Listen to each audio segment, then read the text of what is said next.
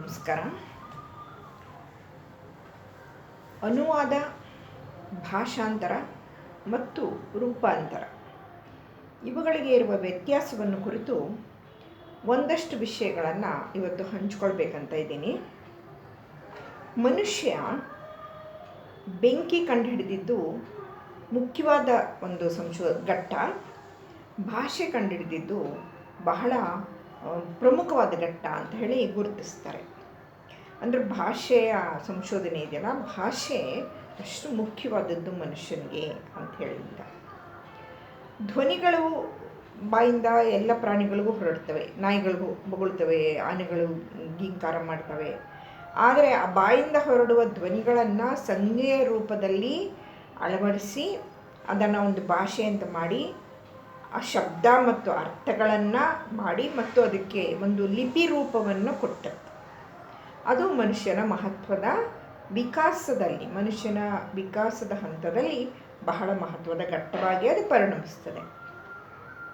ಹಾಗಾದರೆ ಇಡೀ ಪ್ರಪಂಚಕ್ಕೆ ಒಂದೇ ಭಾಷೆ ಇರಬೇಕಿತ್ತು ಅನಿಸುತ್ತೆ. ಆದರೆ ಮಧ್ಯದಲ್ಲಿ ಬೆಟ್ಟ, ನದಿ, ಸಮುದ್ರ ಇವುಗಳು ಅಡ್ಡ ಬರ್ತಿದ್ದು. ಜನರ ಸಂಪರ್ಕಕ್ಕೆ ಇವುಗಳು ಅಡ್ಡ ಬರ್ತಿದ್ದರಿಂದ ಸಂಪರ್ಕ ಸಾಧನಗಳು ಇಲ್ಲವಾದಾಗ ನದಿಯ ಆ ದಡದ ಜನರ ಭಾಷೆ ಬೇರೆ, ಈ ದಡದ ಜನರ ಭಾಷೆ ಬೇರೆ. ಸಂಪರ್ಕ ಇಲ್ಲದೆ ಹೋದರೆ ಈಗಲೂ ಕೂಡ ಭಾಷೆಗಳಲ್ಲಿ ಯಾಕೆ ಬೇರೆ ಬೇರೆ ಭಾಗ, ಬೇರೆ ಬೇರೆ ವ್ಯತ್ಯಾಸ ಅಂತಂದರೆ ಎಲ್ಲ ಒಟ್ಟಿಗೆ ವಾಸ ಮಾಡೋಕ್ಕಾಗದೇ ಇರೋದ್ರಿಂದನೇ. ಹಾಗಾಗಿ ಬೇರೆ ಬೇರೆ ಭಾಷೆಗಳು ಪ್ರಪಂಚದಲ್ಲಿ ಇವೆ. 3000 ಚಿಲ್ಲರೆ ಭಾಷೆಗಳು ಇವೆ. ಅದರಲ್ಲಿ ದಿನಕ್ಕೊಂದು ಭಾಷೆ ಸಾಯ್ತಾ ಇದೆ ಅಂತ ಕೂಡ ಹೇಳ್ತಾರೆ.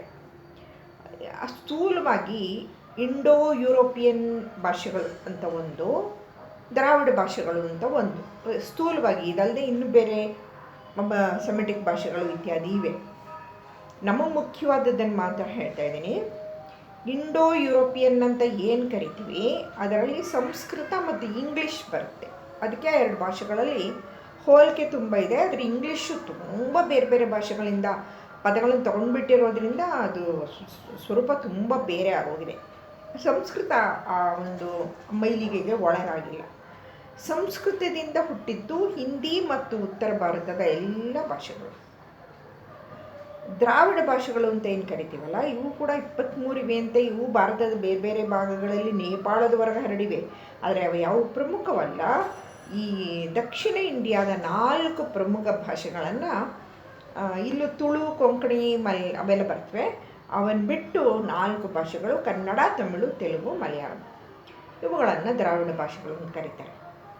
ಹಾಗಾಗಿ ಉತ್ತರ ಭಾರತದ ಸಂಸ್ಕೃತ ಜನ್ಯ ಭಾಷೆಗಳಿಗೂ ದಕ್ಷಿಣ ಭಾರತದ ದ್ರಾವಿಡ ಜನ್ಯ ಭಾಷೆಗಳಿಗೂ ತುಂಬ ವ್ಯತ್ಯಾಸ ಇದೆ. ಆದರೆ ಸಂಸ್ಕೃತದ ಪ್ರಭಾವ ತಮಿಳೊಂದನ್ನು ಹೊರತುಪಡಿಸಿ ಭಾರತದ ಎಲ್ಲ ಭಾಷೆಗಳ ಮೇಲೂ ದಟ್ಟವಾಗಿದೆ. ಕನ್ನಡದ ಮೇಲೆ ವಿಶೇಷವಾಗಿ ಪ್ರಭಾವ ಇದೆ. ಹೀಗಿದ್ದರೂ ಬೇರೆ ಬೇರೆ ಭಾಷೆಗಳು, ಮತ್ತು ಕರ್ನಾಟಕದಲ್ಲೇ ಬೇರೆ ಬೇರೆ ಭಾಷೆಗಳು.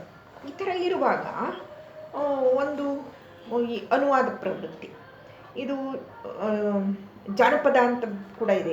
ಈ ಜಾನಪದ ಮೂಲ, ಎಲ್ಲ ಸಾಹಿತ್ಯವೂ ಕೂಡ ಜಾನಪದ ಮೂಲ. ಅದನ್ನು ಬಾಯಿಂದ ಬಾಯಿಗೆ, ಕಿವಿಯಿಂದ ಕಿವಿಗೆ ಹರಡ್ತಿದ್ದನ್ನು ಕಳೆದ 50 ವರ್ಷಗಳಿಂದ 60 ವರ್ಷಗಳಿಂದ ವಿದ್ವಾಂಸರು ಹಳ್ಳಿಗಳಿಗೆ ಹೋಗಿ ರೆಕಾರ್ಡ್ ಮಾಡಿಸಿ ತಂದು ಅದನ್ನು ಪುಸ್ತಕ ರೂಪಕ್ಕೆ ತಂದಿದ್ದಾರೆ. ಈಗ ಜಾನಪದ ವಿಶ್ವವಿದ್ಯಾನಿಲಯವೇ ಇದೆ. ಒಂದು ಭಾಷೆಯಿಂದ ಇನ್ನೊಂದು ಭಾಷೆಗೆ ಬದಲಾವಣೆ ಮಾಡೋದು ಯಾಕೆ ಅಂದರೆ ಆ ಭಾಷೆ ನಮಗೆ ಬರೋಲ್ಲ, ಆ ಭಾಷೆಯಲ್ಲಿರೋದು ನಮ್ಗೆ ಅರ್ಥ ಆಗಲ್ಲ. ಅದನ್ನು ನಮ್ಮ ಭಾಷೆಗೆ ತಂದರೆ ನಮ್ಗೆ ಅರ್ಥನಾದರೂ ಆಗುತ್ತೆ ಕೊನೆ ಪಕ್ಷ. ಈ ಮನೋಭಾವ ಅದರಿಂದ ಕೆಲಸ ಮಾಡಿರ್ಬೋದು. ಪ್ರಾರಂಭದಲ್ಲಿ ಸುಮ್ಮನೆ ಅನುವಾದ ಅಂತ ಕರಿತಿದ್ರು, ಅನುವಾದ ಅಂದ್ಬಿಡ್ತಿದ್ರು. ಅನುವಾದ ಅಂದರೆ ಅದಕ್ಕಾಗಿ ಒಂದು ಸ್ಪೆಸಿಫಿಕ್ ನಿಯಮಗಳು ಏನೂ ಇರಲಿಲ್ಲ, ಶಿಸ್ತು ಇರಲಿಲ್ಲ, ಅಲ್ಲಿ ಶೈಕ್ಷಣಿಕ ಶಿಸ್ತು ಇರಲಿಲ್ಲ. ತುಂಬ ಪ್ರಾಚೀನ ಅನುವಾದಕ್ಕೆ ನಮಗೆ ತಿಳಿದ ಮಟ್ಟಿಗೆ, ನಮ್ಮ ಒಂದು ಸೀಮಿತ ವಲಯದಲ್ಲಿ ಹೇಳೋದಾದರೆ, ಅಲ್ಲಮನ ವಚನಗಳು ಸಂಸ್ಕೃತಕ್ಕೆ ಅನುವಾದವಾಗಿದ್ದವು. ನಾನು ಸುಮ್ಮನೆ ಅಲ್ಲಮನ ವಚನಗಳು ಕನ್ನಡದಲ್ಲಿದ್ದರೆ ಅರ್ಥ ಆಗಲ್ಲ, ಸಂಸ್ಕೃತಕ್ಕೆ ಹೋದರೆ ಅವ್ರಿಗೇನು ಅರ್ಥ ಆಗುತ್ತೆ ಅಂತ ತಮಾಷೆ ಮಾಡ್ತಿದ್ದು ಉಂಟು. ಹಾಗಿದ್ವಂತೆ 12ನೇ ಶತಮಾನಕ್ಕೆ. ಅಲ್ಲಿ ಭಟ್ಟಾಕಳಂಕ ಅನ್ನುವವನು ಕನ್ನಡ ವ್ಯಾಕರಣವನ್ನು ಸಂಸ್ಕೃತದಲ್ಲಿ ಬರೀತಾನೆ. ನೋಡಿ ಎಲ್ಲ ಕಡೆ ಅದೇನು ಸಂಸ್ಕೃತ ಅಂದರೆ ದೇವಭಾಷೆ ತುಂಬ ಶ್ರೇಷ್ಠವಾದ್ದು, ಅದರೆದ್ರೆ ಕನ್ನಡ ಕೀಳು ಅನ್ನೋ ಭಾವನೆ ಇದೆಯಲ್ಲ, ಅದೆಲ್ಲ ಬರೀ ಸುಳ್ಳು. ಇದು ಕನ್ನಡ ವ್ಯಾಕರಣವನ್ನು ಸಂಸ್ಕೃತದಲ್ಲಿ ಅವನು ಬರಿತಾ ಇದ್ದಾನೆ. ಆಮೇಲೆ ಮಹಲಿಂಗರಂಗನ ಅನುಭವಾಮೃತ ಅನ್ನುವಂತಹ ಕಾವ್ಯ, ಅವನಂತೂ ಸುಲಿದ ಬಾಳೆಯ ಹಣ್ಣಿನಂದದಿ, ಕಳೆದ ಸಿಗುರಿನ ಕಬ್ಬಿನಂದದಿ, ಅಳಿದ ಉಷ್ಣದ ಹಾಲಿನಂದದಿ, ಲಲಿತವಾಗಿರ್ಪ ಕನ್ನಡದ ನುಡಿಯೊಳು ತಿಳಿದು ತನ್ನೊಳು ತನ್ನ ಮೋಕ್ಷವ ಗಳಿಸಿಕೊಂಡೊಡೆ ಸಾಲದೆ ಸಂಸ್ಕೃತದೊಳು ಇನ್ನೇನು ಏನಿದೆ ಸಂಸ್ಕೃತದಲ್ಲಿ ತಂದು ಒಂದು ಪುಸ್ತಕನೇ ಸಂಸ್ಕೃತಕ್ಕೆ ಅನುವಾದ ಆಗೋಗಿದೆ. ಹಾಗಾಗಿ ಇವು ಪ್ರಾಚೀನ ಒಂದು ಒಂದು ಹೊಳಹುಗಳನ್ನು ಅಷ್ಟು ಕೊಡ್ಬೋದು. ಆದರೆ ಎಲ್ಲ ಕಾಲದಲ್ಲೂ ಅನುವಾದ ಪ್ರಕ್ರಿಯೆ, ಅನುವಾದದ ಒಂದು ಪರಂಪರೆ ಇದ್ದೇ ಇದೆ ಅಂತ. ನಾವು ಕನ್ನಡಕ್ಕೆ ಬಂದರೆ ಬಸವಪ್ಪ ಶಾಸ್ತ್ರಿಗಳು ಪ್ರಾರಂಭದಲ್ಲಿ ಶೇಕ್ಸ್ಪಿಯರ್ನ ನಾಟಕಗಳನ್ನು ಅನುವಾದ ಮಾಡ್ತಿದ್ರು, ಕಾಳಿದಾಸನ ನಾಟಕಗಳನ್ನು ಅನುವಾದ ಮಾಡ್ತಿದ್ರು. ಅವ್ರದ್ದು ಅಭಿಜ್ಞಾನ ಶಾಕುಂತಲ ತುಂಬ ಪ್ರಸಿದ್ಧವಾದದ್ದು ಅನುವಾದ. ಮತ್ತು ಶೂರಸೇನ ಚರಿತೆ ಅಂತ ಮಾಡಿದ್ದಾರೆ ಒಥೆಲೋ ನಾಟಕವನ್ನು, ಹೆಸರನ್ನೇ ಹಾಗೆ ಬದಲಾಯಿಸಿದವರು. ಈ ನಾಟಕದೊಳಗೆ ಏನು ಕೆ ವಿ ಸುಬ್ಬಣ್ಣನವರ ಲೋಕಶಾಕುಂತಲವರೆಗೂ ಬಂದ್ಬಿಡುತ್ತೆ ಅಭಿಜ್ಞಾನ ಶಾಕುಂತಲದ ಅನುವಾದದ ಪರಂಪರೆ. ಆಮೇಲೆ ಬಾಣಭಟ್ಟ ಬರೆದಿದ್ದನ 1ನೇ ನಾಗವರ್ಮ ಚಂಪುಗೆ ಬದಲಾಯಿಸ್ದ ಕಾದಂಬರಿನ. ಅವನು ಪೂರ್ತಿ ಬದಲಾವಣೆನೇ ಅದು.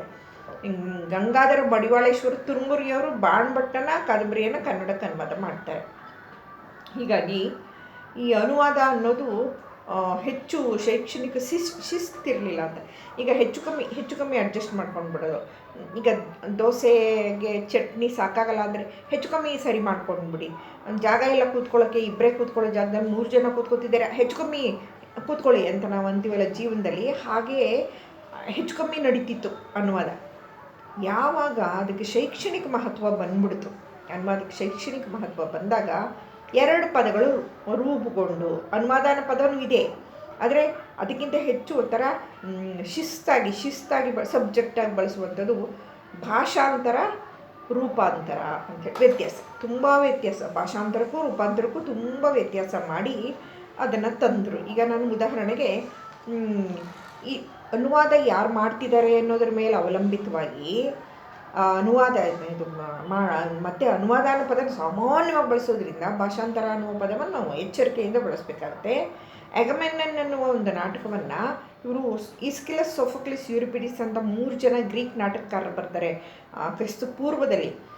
ಅವರು ಬರೆದಂತಹ ಇಡಿಪಸ್ಸು, ಅಂತಿಗೊನೆ ಫ್ರೆಂಚ್ ನಾಟಕಕಾರ ಬರೆದಿದ್ದು.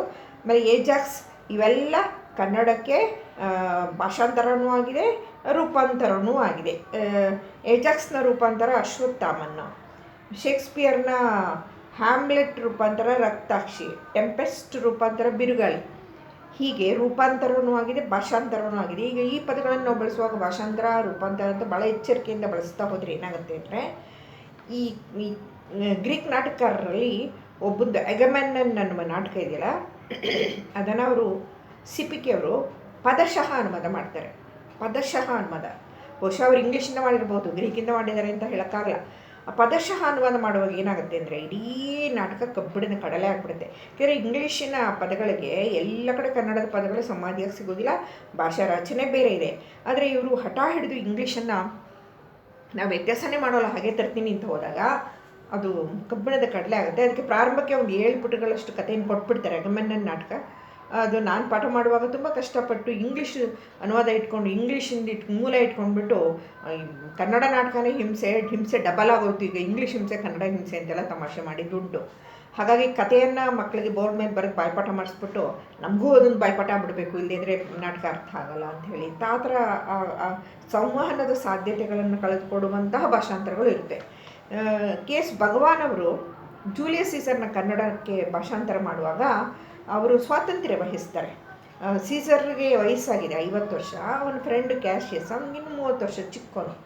ಇವನು ನದಿಯಲ್ಲಿ ಈಜು ಬಿತ್ತು, ದೂರದ ಒಂದು ಗುಡ್ಡವನ್ನು ಮುಟ್ಟಿ ವಾಪಸ್ ಬರುವ ಸ್ಪರ್ಧೆ ಇಬ್ಬರ ಮಧ್ಯೆ. ಬೇಗ ಈಜು ಬಿಡ್ತಾನೆ ಸೀಸರು. ವಾಪಸ್ ಬರುವಾಗ ಸೋಲುತ್ತೆ ದೇಹ, ವಯಸ್ಸಾಗಿರೋದ್ರಿಂದ. ಕ್ಯಾಶಿಯಸ್ ಸಹಜವಾಗಿ ಹೋಗಿ ಬರ್ತಿರೋದ್ರಿಂದ ಅವನಿಗೇನು ದೇಹ ಸೋಲಲ್ಲ. ಆಗ ಅವನು ಮುಳುಗೋ ಹಾಗಾಗುತ್ತೆ ಸೀಸರ್ಗೆ. ಓ ಹೆಲ್ಪ್ ಕ್ಯಾಶಿಯಸ್ ಅಂತಾರೆ.